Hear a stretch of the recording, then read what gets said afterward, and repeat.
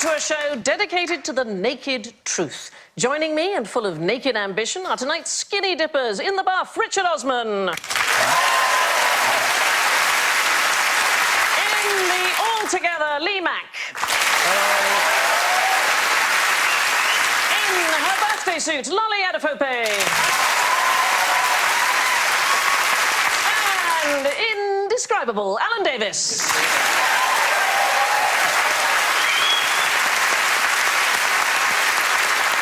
Let's hear their buzzers. Lolly goes.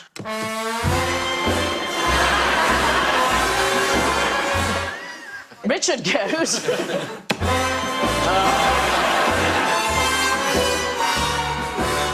Lee goes.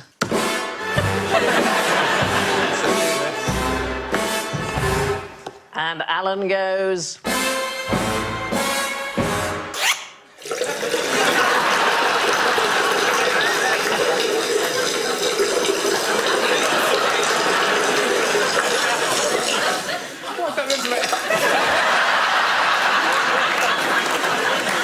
To go now, don't you?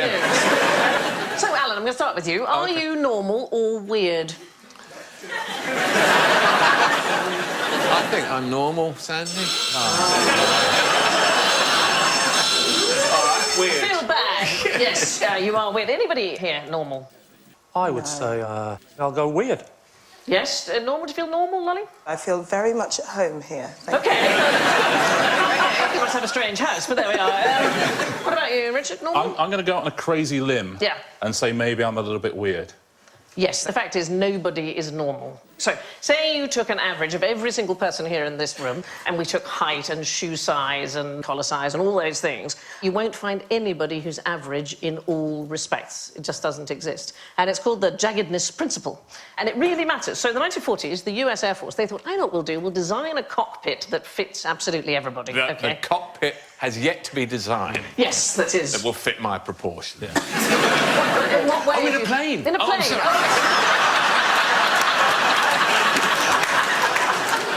How embarrassing. I thought you were talking about... Yes, I tried so hard with you boys. So they took the measurements of over 4,000 pilots and they designed this cockpit seat based on these 10 different body measurements, and it didn't fit a single pilot because there isn't any such thing as normal, and in the end they had to develop the adjustable seat for airplanes because of the jaggedness principle. So if you take me and Richard... So, Richard, you come here just for a minute, darling, OK? Goodness. So, if you wanted to Where's the sun? Where's the sun? If there was a jacket to be had for the average quiz show presenter... Can I just say, I'm very proud of Sandi and her time at the school. I'm very pleased that she won the grammar prize. Well done. You do know that people watching won't know who's, and I don't use the word lightly, abnormally heighted. It could be that you're 25 foot. Yes, we should. We need some proportion. Yes, that's I'm 5'9", to give an indication. I used to work with the brilliant Humphrey Lyttelton, and Humphrey was exactly the same height as me when he was kneeling. I bet I am. Should we try that? Yeah, OK, let's just try. OK. Right, here we go. Oh, just a bit.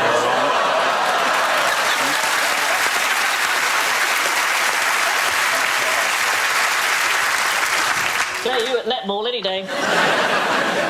So, trying to find an average person is unbelievably difficult. The Australian Bureau of Statistics used the national census to try and find an average Australian. So here's what they announced. She was a 37-year-old woman. She had a son and daughter. He was 6 and she was 9. The woman is 5'4" and 11 stone. She's got a 3-bedroom house with about £200,000 left on the mortgage. Her family came originally from the UK. That is the average Australian. And then they couldn't find a single person in the entire country who matched it. I think it's me. Well, are you 5'4"? Yeah. Are you Australian? We were so close. Yes. You know nonsense. OK, try this one, all right? So this is a 2014 dating site. They surveyed 2,000 London men. So the ideal London woman, here's what she looks like. 5'6". 5'4". 5'4", OK. 9 stone, 34C bust, drinks white wine, has no tattoos and supports Tottenham. No wonder she's single. Yeah, well... I've got more on her. I've got more. Brown hair. Brown hair. She drove an Audi TT. She was either a nurse or a teacher. She liked roast dinners. She had an exotic foreign accent. She loved Dirty Dancing the movie, and the top television show was Friends. Oh, she sounds like an idiot. She does. That's what a man's really looking for in a woman, somebody who likes Dirty Dancing. It's so rare to find. I know. I don't think I have any of those Don't have qualities. got brown hair. It's kind of black. OK. So, if you're not normal, you could be weird. In fact, we are all at the table weird. It stands for Western educated from industrialised, rich, democratic countries. So why might that be a problem? The problem is because they're missing the C off the end of weird. Yeah, countries. Oh, So the I see. alphabet works pretty Doesn't well. really scan, though, does it? No. Yeah. Weird. So the problem is that whenever we do sociological research or psychological research, 96% of the people who participate in these kind of studies, they're usually students, are weird, even though that only represents 12% of the world's population. Surely normal could be an acronym for something. Yes. Yes, couldn't it? what could it be? It ends in Arsenal loving. I know that. I'm just trying to... Yeah, and the C's for something else, though.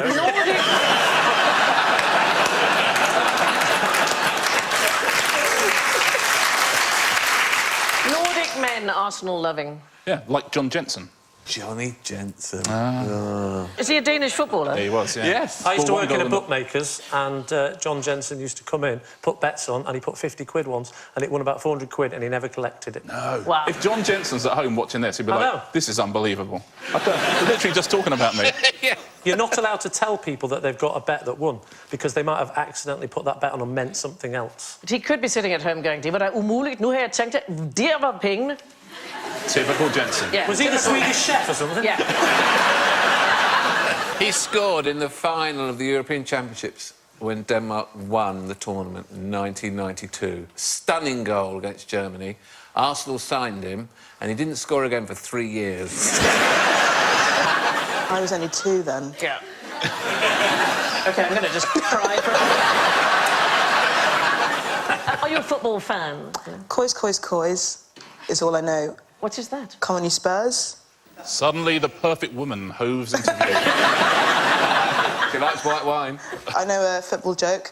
Oh, I bet Ozil might have asthma now because of all of the dust on Arsenal's trophy cabinet. Oh. A good joke. That's I don't know anything about football. I think you've caused a frisson. I can feel it in That's the the room. noise of a frisson, isn't Is that a frisson? John Jensen's throwing stuff at the telly right now. He can't afford a telly. He left his money at the bookmakers. He's not watching the telly now, he's round at William Mills banging on the window. Anyway, none of us is normal, but we might just be weird. Now, let's look at some naked apes. What did the Neanderthal take with him when he went clubbing?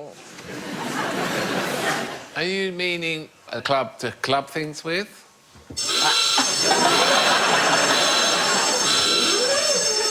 Over the years, I thought I'd get better at this. We've all been hoping, Alan.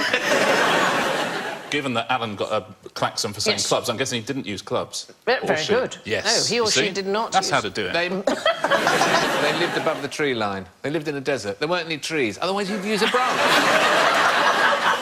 No, but they had spears and arrows, which had presumably got wooden shafts. They couldn't get near enough to club anything. It was too dangerous. For all we know, they didn't have clubs. I mean, the main thing about it is that we've never, ever seen anything shaped remotely like a club. No artefact anywhere. I base all my knowledge of Yeah. Neanderthal men from the wacky races. I base that. The Flintstones, obviously, which is incredibly accurate. All those people living with the dinosaurs. Running in the cars. Yeah, exactly.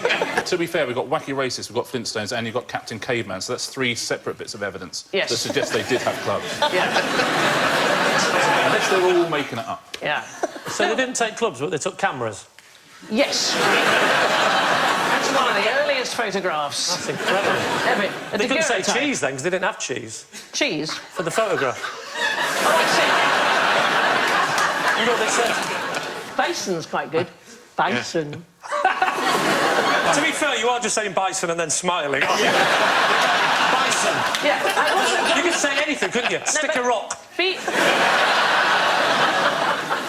But we've never, ever... There's never been a painting, there's never been an artefact. I mean, to be fair, most wooden artefacts will rot. So you get paintings of spears and you get spear heads that you find, but you don't actually get the wooden... But you don't get the wooden pole, right? So they might have had clubs that have rotted away. I understand that you don't want to go too near an animal with a club, but if you're fighting neighbouring tribes... Probably you would just pick up a stick. But a stick is a club. Well, it's not shaped like a club, that's the point. When is a club a stick? Yeah. When you cover it in chocolate. It's the makings of a double act here. What they do find a lot of in Neanderthal sites is bones, though, so they might have done that thing like from Tales of the Unexpected, where they got a frozen leg of lamb and used that as a club and then ate the evidence. The freezer was also an early invention. I'm sorry, Lolly, I apologise. I'm really learning a lot. You're learning, that's good. Because I feel like knowledge is draining from me as I speak. Now a question about the bare necessities of life, such as shelter. So who lived here? Not Massive. bats. Massive? No, I said massive. OK, and what did you say? And I said not bats. Not bats, OK. So between us, the answer is massive, not bats. Yeah. It's a type of not bat, the massive not bat. Yeah. We could go through a long list of things that didn't live there. John Jensen. And he's still playing or not still playing? No. I mean, probably he has a kick about with his kids in the garden, you know. I know he's not betting anymore. Anyway, these caves, I can tell you they're in Brazil. Oh, Brazilians. That is not correct. They sometimes went as deep as 70 feet. They had multiple chambers. Is it some sort of massive animal? Yes. Is it termites? No, that would be huge, wouldn't it? That would be an army of termites. Yeah, like a load of termites going, go! And they're making a massive tunnel. I love that. Little tiny hard hats running. They build it like a little cart, and then they all ride down it together. Suddenly my answer not anywhere near as interesting, if I'm honest. Is it a burrowing mammal? It is. It's a giant ground sloth. They lived from about 2.8 million years ago to about 10,000 years ago, and some of them were as big as an adult elephant. The largest species, the Megatherium, weighed up to 4 tons, and it was 20 foot long from nose to tail. So they still have some living relatives today, which is the tree sloth. The difference in scale, I mean, say imagine me and Richard again. To be comparably larger, Richard would need to be about 50 foot tall. So I'd need to be 3 foot taller than I currently am. Yes. What's the largest burrowing animal today? Oh, that'll be the giant not bat. Badgers are quite big. Bigger than Wombats, do they go under? Giant badger? I like the question, do wombats go under? Is it wombat? No, it's not a wombat. No. 2 bats. 2 bats. I'm going to go with... Well, it's not bats, OK? It's not bats. Is it humans? No, it's the polar bear. The polar It's bear? the polar bear, yeah, they dig... Well, hang on, Alan, I don't think humans burrow either. You said humans. They made the channel tunnel. They made the channel. Actually, I think you should win that. That's very good. But it's not the largest animal, is it? The polar bear, they dig a maternity den, either in the snow or in the earth, and so they're the largest burrowing animal. Speaking of caves, anybody been to Nottingham? I've been to Nottingham, yeah. Yeah. Hey, whoa, so have I, mate. Come on. I actually went to university really near Nottingham, Did so you? let's all This is a chill out, small actually. world, Alan. Yeah, I've been there. No way. Alan's been as well, Sandy. I made my professional debut at Nottingham Playhouse.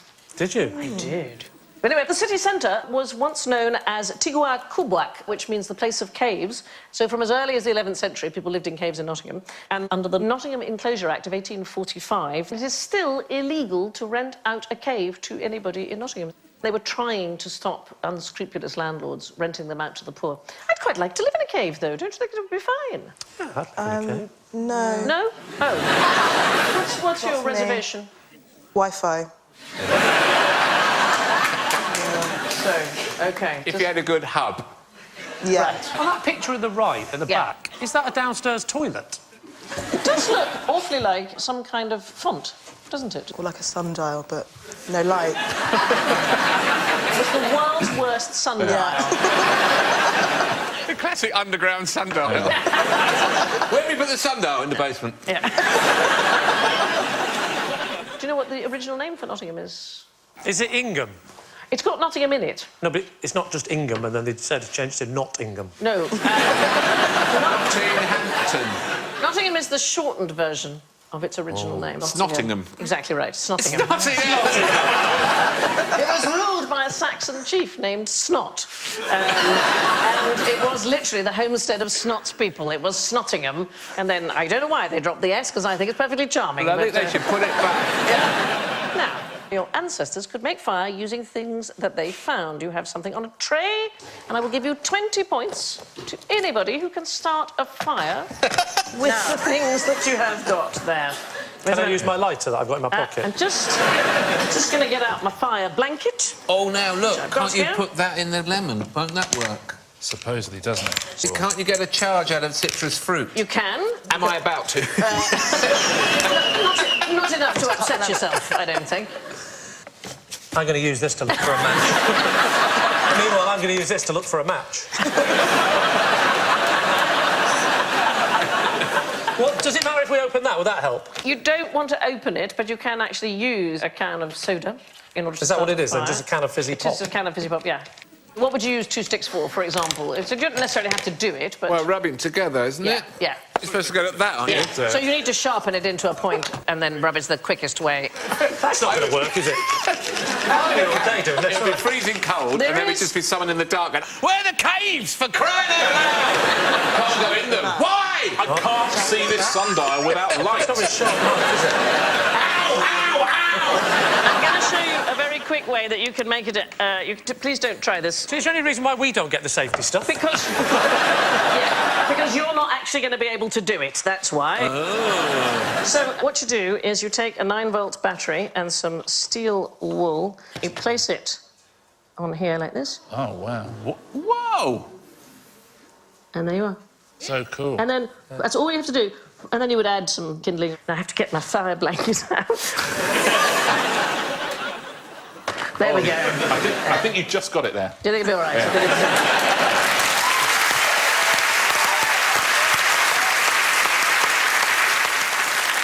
So we can still do it with these things, isn't it? OK, if you look at the base of your tin, you can see that it is a concave Yes. shape. If you polished that, you would be able to reflect enough sunlight in order to be able to make fire. And in fact, we can demonstrate this in the studio, but obviously we're going to need experts. So we have with us our friends from the Festival of the Spoken Nerd, the science comedy phenomenon. They tour all over the UK and have brought one of their experiments from their show. Please welcome Matt, Steve and Helen, the nerds.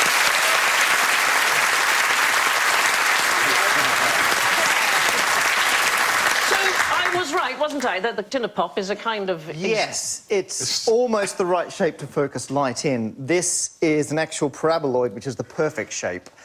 So we can use this to set fire to something. Oh, Don't man. just pointed at me. Can I just say, Alan, your hair does look a bit like... You could go up in seconds. Put a 9-volt battery on me head. We've got a graphic here of the 2 dishes we've set up. And if you cut one in half, so we can swivel one around, and if you unpeel it, it's just a parabola. And the amazing thing about a parabola is any line which comes directly down, parallel with the axes, will go through exactly the same spot, the focal point. And the same thing works in reverse. So if something emits from the focal point, it will be sent out as a parallel. That's how the Death Star works, isn't it? That's essentially the cleverest thing that's ever been said near you, Lee, isn't it? We're going to give this a go, but please, can you put your sunglasses on? Because these are going to protect us, aren't they? So about 200 years ago, this was a party trick where they would put a super hot cannonball at one focal point and gunpowder at the other. We thought we wouldn't try that. We asked, and apparently we're not allowed because it's no longer the past. But they have let us bring a heat lamp and nitrocellulose, so that's flash cotton. This will be the past one day, you know.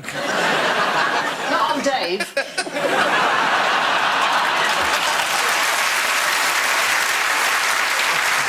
All right, you ready? Yeah. Yeah, don't worry, it's not right in my eyes.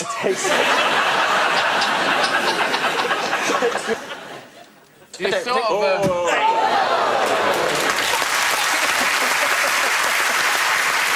Fantastic! The nerds! Fantastic, guys. Thank you so much.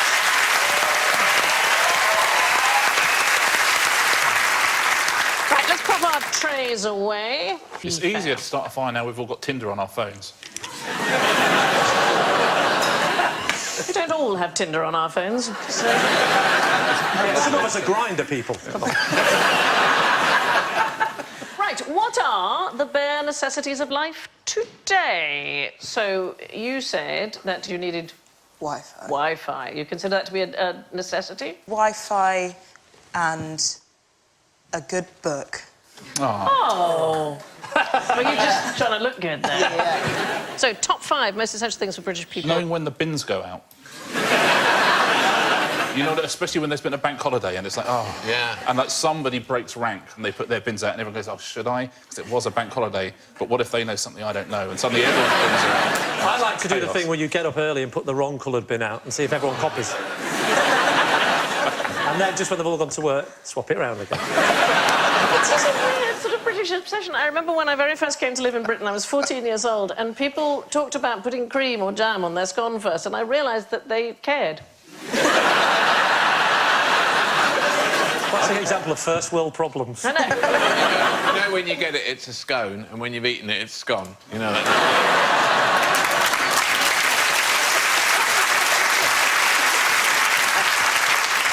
Yeah, you got the... That's the sound of John Jensen chuckling away, going, you know, I wasn't sure about this programme at first, but... Very good.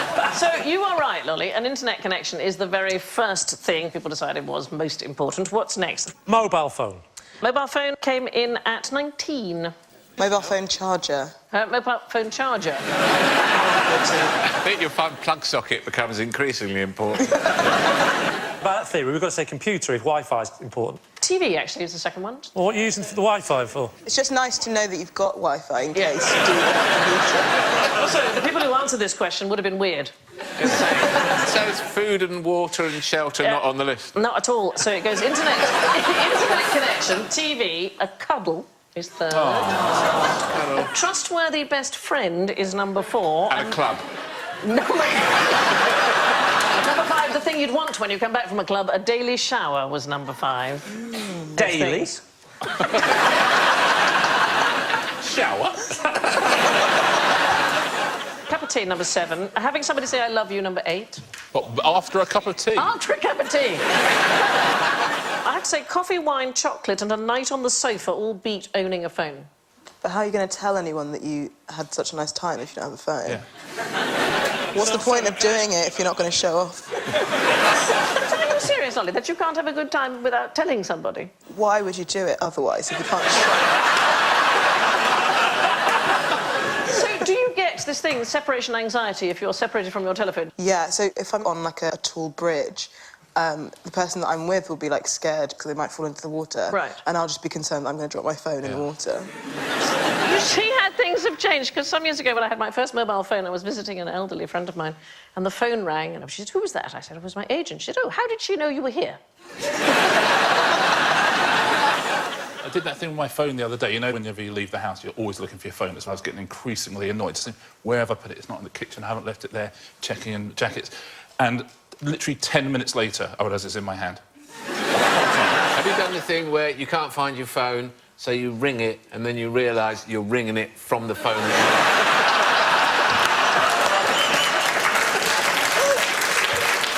And it doesn't help because it's engaged. There was a study done, California State University. So what they did was they got half the students who took part to turn off their phone and put it away out of sight, and the other half had their phones actually taken away. And then they measured the levels of anxiety every 10 minutes, OK? So people who used the phone, very little, there was hardly any increase. But people who were heavy users of the telephone, it went up every 10 minutes for the whole hour until they became unbelievably anxious. And apparently some people call it FOMO. Do you know about FOMO? F-O-M-O? Fear of missing out. Fear of missing out. And FOBO, do you know FOBO?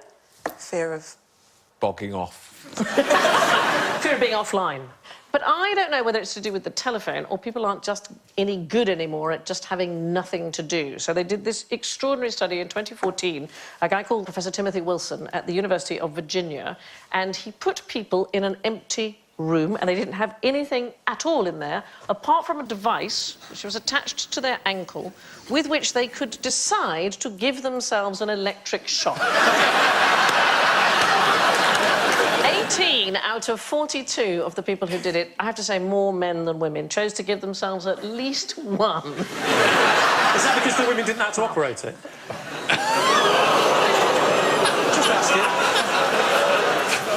You do know there's been a regime change, don't you? question about naked ambition. Do you know what this man does faster than anyone in the world? It's actually amazing. Hair growing. Oh, yeah, hair growing. Because I want to see that. What's the thing that we talk about? It's always impressive. You go, wow, he's the fastest in the world at that. Running. Running, yes. Running. He's not faster than Usain Bolt. You're not going to say that. In a way, he ran the mile faster than the current world flat record. So, a downhill runner. He's a downhill runner. He's a British athlete. And when he was a 16-year-old schoolboy, he ran the fastest mile ever. In 1996, the Meltham Maniac Mile. So it's 1 mile down a fantastically steep hill just outside Huddersfield. The course drops 400 feet. It has since been banned, this race, for health and safety reasons. But he completed it in 3 minutes and 24 seconds. You have to keep running. You can't roll. stop. No, you can't roll. This is the most British race, I think, of all time, because it says that the course started at the cattle grid by Tinker Lane. Did they stop it after a terrible injury or just because something could happen there? Yeah. Well, we can find out because Craig Wheeler, fastest man over a mile, is in the audience. Oh!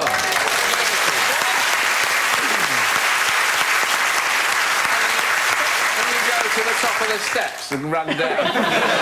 So, Craig, why did they stop it? No idea. Obviously, this day and age, health and safety in anything. And they ran it the other way as well, in the opposite direction, didn't they? Yes. It was called the Murder Mile. That's the one? Yeah. We've got a VT, actually, Craig, of you. I don't know if you can talk us through it, but was there any moment when you were running that you actually thought you were just going to do what Lolly suggested and roll down? Most of the race, I thought I was just going to go flat on my face. Right. Did we actually see him stop then, or does he just carry on? Brilliant.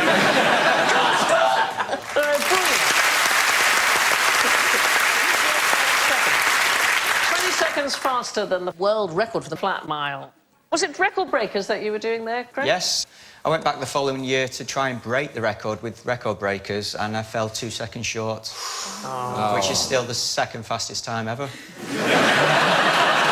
So first and second? Yes. There's a proper champion. That was Craig Wheeler, the fastest man ever.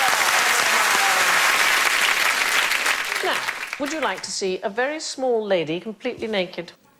What's the difference between completely... In that case, definitely yes. What's the difference between completely naked and naked? Well, I think that the chiffon scarf doesn't count as completely naked. Well, a pair of white socks, that turns me on. Naked, a pair of white socks and very small. Is that the offer? Do you want to have a look? Is that the offer? Do you want to have a look? This show's gone downhill quicker than that bloke.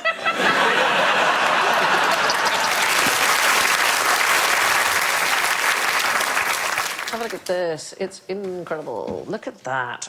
So this is a sculpture created by the South African artist John T. Hurwitz, and this woman is roughly 100 microns tall, so she is far too small to be seen with the naked eye, and she is, in fact, depicted standing in the eye of a needle. Come on. How did he do it? It's science. Can I just say, you just said the word "it's science" like there's no way I'm going to understand it. I was trying to lead you in gently, but you won't.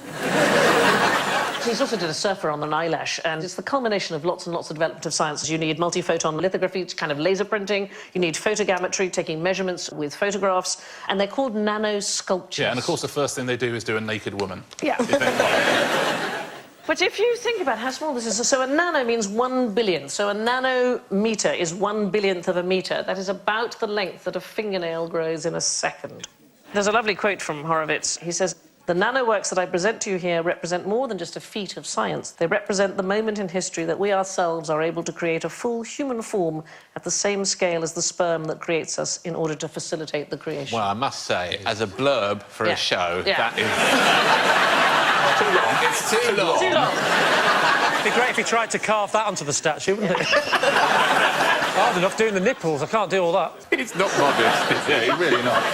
What I just did, yeah, it's just the dawn of a new humanity. Nothing. Also, we've only got his word for it, he did it. Are you saying it doesn't exist? Well, all you've got to do is stick a picture of a naked woman on the bottom of a microscope. Right. You go, look at that. You go, oh, that's a naked woman. That's amazing. I mean, you're like when you've lost your phone. Imagine misplacing that as well. On the day of the exhibition. You've got the thing ready, and somebody loses a button just before the exhibition. This is Like, it. anybody got a needle? And just, oh. Oh, dear. Yeah. Now, anyone's ever done in the nude? Running downhill? Running downhill. That. Oh, Oh, that would hurt, wouldn't If it? you were a woman, it could take your eye out. If you're me, you could take your eye out. So one day you're able to sit as comfortably as you are. Has someone discovered something? Was Alexander Fleming in the nude when he discovered penicillin? This is something that's absolutely extraordinary. That was mostly done in the nude. It is, if I'm frank with you, it's for the purposes of this question. They did it for the purposes of this question. Well, the answer is for the purposes of this question. It's World War II was won in the nude. So who might have been in the nude winning World War II? Adolf Hitler. And on the other side, Coronation Street. on the less grumpy side, Are you talking about our very own Winston? Winston Less Churchill. grumpy? I don't think Winston would be called less grumpy. I thought Hitler was actually quite upbeat, even though he was obviously a terrible guy. You can say what you like about him. He was always started the day with a smile on his lips. He'd wake people up and go, do you know what, this morning I was thinking Poland's lovely. He's got two tiny women, one of each finger. Talk about pretties. Talk. It looks like he just thrown a dart, actually. It's like he's got a dartboard at the end of the bath. That's like your perfect... having a dartboard at the end of your bath. That would be Can great, you wouldn't it?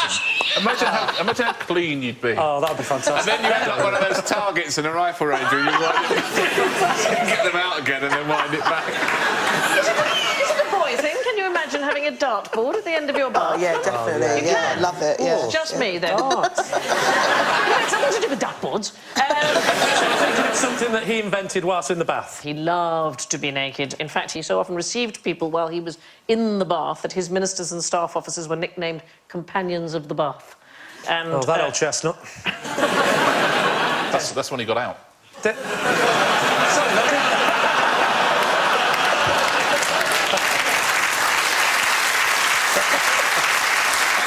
Chief usher at the White House, a man called J.B. West, and he wrote about Churchill. In his room, Mr. Churchill wore no clothes at all most of the time during the day. And there's a story that when Churchill was staying at the White House, President Franklin Roosevelt called on him in his rooms, and Churchill was nude, and Roosevelt said, I'm very sorry. And Churchill said, the Prime Minister of Great Britain has nothing to conceal from the President of the United States. And the President later told his secretary that, you know, Grace, he's pink and white all over. What colour was he expecting, just out of interest? I think he wasn't expecting to know any colour, is the truth of it. Other famous nudists, Enid Blyton was a famous nudist. Oh. Apparently she liked to play naked tennis with her friends. You didn't write that in any of the books. No, she didn't. Benjamin Franklin regularly took what he called air baths. D.H. Lawrence once said he found inspiration by climbing naked in mulberry trees. And that's the US President John Quincy Adams, who regularly skinny-dipped in the Potomac River. And apparently once a tramp stole his clothes and he had to ask a passerby to go to the White House and get him some more. Every now and then you see in the supermarket in the summer, you see a man who's topless, don't you? Do you mind that? It's one of those things where it's like, you do your thing, but for me, repulsive. Yeah. Please don't do it. The way to avoid that is simply go to Waitrose.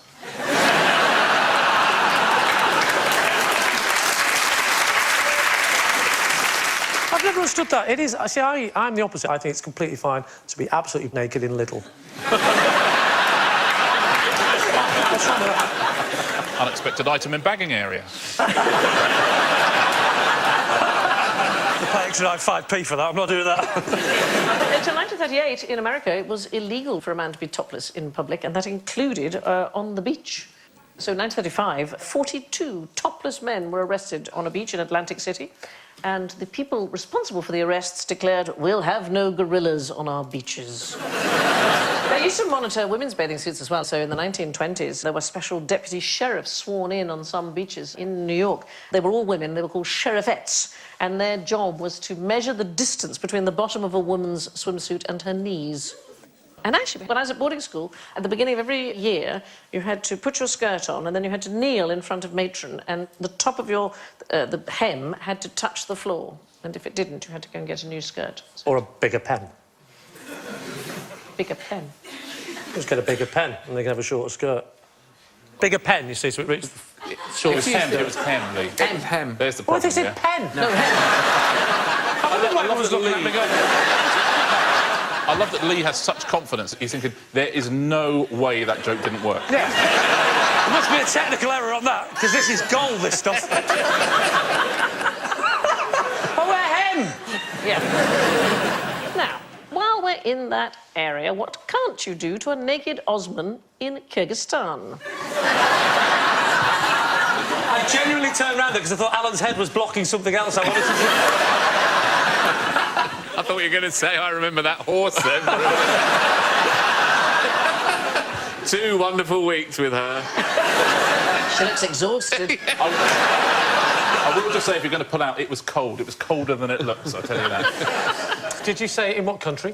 In Kyrgyzstan. Osman is a name across all the stans. And Where does it come Mongolia. from, Osman, darling? Well, the Ottoman Empire, really. So it comes from Turkey. Right. But the whole of the Middle East is full of Osmans. If I ever go abroad and they see my credit card, they laugh their heads off that I'm an Osman. The fact that a very tall, very white guy It's called Osman. is called Osman. They think it's the funniest thing. OK, so it's not a person, is what I can tell you. A naked Osman. Kill it, eat it. You can't eat it anymore, but you used to be able to. It's in the water. Catch it. It's a trout-like fish. It used to be the most populous fish in Lake Izhik-Kul in northeast Kyrgyzstan. And it's called an Osman? It's called a naked Osman. Oh, a naked Why Osman. is it called the naked Osman? It's something to do with the way it looks. It, Well, by... hey, whoa.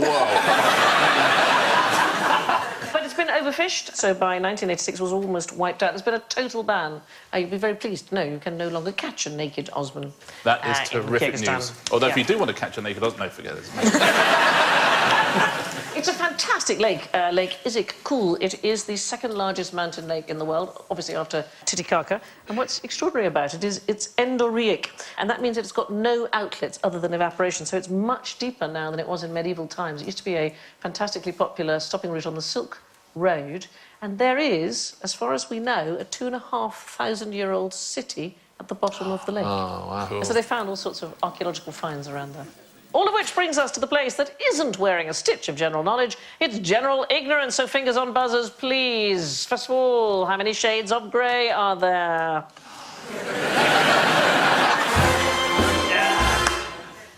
One. Is not right. Is it 49.9? Unlimited. No, well, Limited.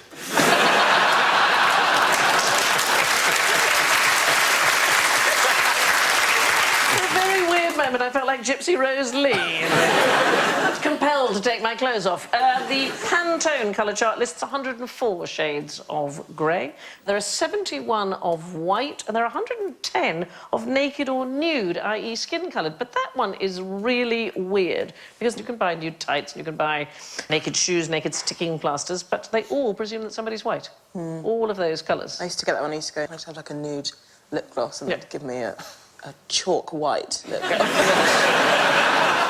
There are 104 shades of grey, which is, that's frankly, plenty.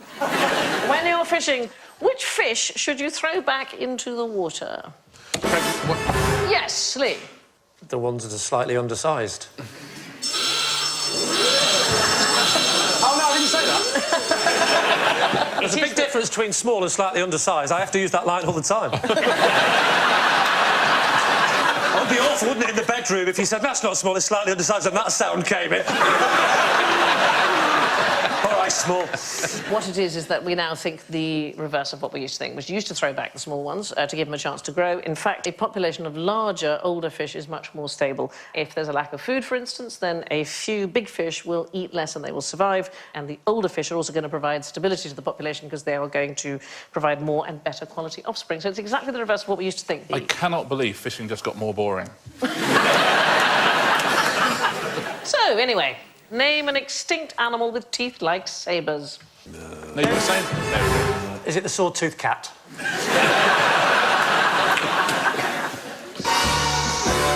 Is it the rapier-toothed panther? Any more for any more? Is it the saber-toothed tiger? It isn't that. Why isn't it that? Because they didn't actually have Teeth like sabres? Because no such animal ever existed. That's what I said. That's Yeah, exactly yeah. right. No wonder it's extinct. There's never been a saber-toothed tiger or a lion. The saber-toothed... Never been a lion? Saber-toothed lion. Oh, no. I see. I think you said there's never been a lion, full stop. I thought, there's I've been just a been lion, falling yeah. for this. Yeah. It's a man in a costume at the zoo. Yeah, it's a lion with the hem of his skirt. No, Pen? What's he doing with a pen? There's never been a saber-toothed tiger or a lion. The saber-toothed cats, not closely related to either tigers or lions. In fact, they weren't even cats, strictly speaking. They were kind of stocky and bear-like. Looks like a sloth. It does look in the sloth area, doesn't it? And they range in size from a large pet cat to one the size of the horse that you took on your holidays. When you say took... Two-way thing. Yeah. There was a saber-toothed trout. That there was. 6.5 feet long. Wow. Shut the front door. Yes. But there's no such thing as a saber-toothed tiger, and there never has been.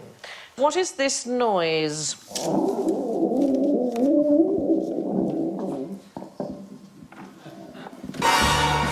Yes. Is it Winston Churchill taking a meeting? That's his bath when they heard about the invasion. Really unpleasant. Me nervous? No, I'm not nervous. It is the noise of the small intestine cleaning itself in preparation for food. The noise is called The noise is called borborygmus. What's it called? It's your tummy rumbling. And it's one of the few physiological processes that we can hear with the naked ear. Is that the one where when you're with your wife and you don't know who's done the noise? Yeah. That's true, isn't it? If you're close to somebody and Yeah. someone's tummy rumble, it's impossible to work out whose. Yeah. You would think if it was inside you, you'd be able to work it out, right, Lee? Yeah. But you want to say that next time. I believe that was you, that borborygmus. I mean, you can't read it, so I'm not going to be able to say, am I? Finally, I'll give you 100 points if you can pat your head while rubbing your stomach. Anybody? Pat your head and rub your stomach. and rub your stomach. Not there. I didn't do it, Sandy. You didn't do Not it. your head. Give it a go. Look at you, Richard. teacher's pet. I didn't do it. Only because you couldn't reach. It's quite high up, isn't it? Listen, currently I'm 1 point up on everybody. Have you worked it out? No, but if I don't do anything at all, I make up a point on everybody, because you all did it wrong. Why did they do it wrong, Richard? Because the stomach was in the wrong place. And where is it? I don't know. It's much higher up than most people realise. Switch around. It's just under your pecs, really. So it's not down here, it's up here. And did you know, this is the most extraordinary thing, the stomach lining blushes when you blush. I don't think I can blush. That'll be all that naked foundation you're wearing. I tell you what, it's a challenge for us, though, isn't it? If you can't, I bet Lee can make you blush. I like a challenge. So the scores. Well, Richard was exactly right. With a magnificent 1 point, this week's winner in first place, it's Richard. Second place, with a fantastic debut of -8, Lolly. In third place, -20, it's Lee. Thank you. I'm happy with that. With -35, it's Alan.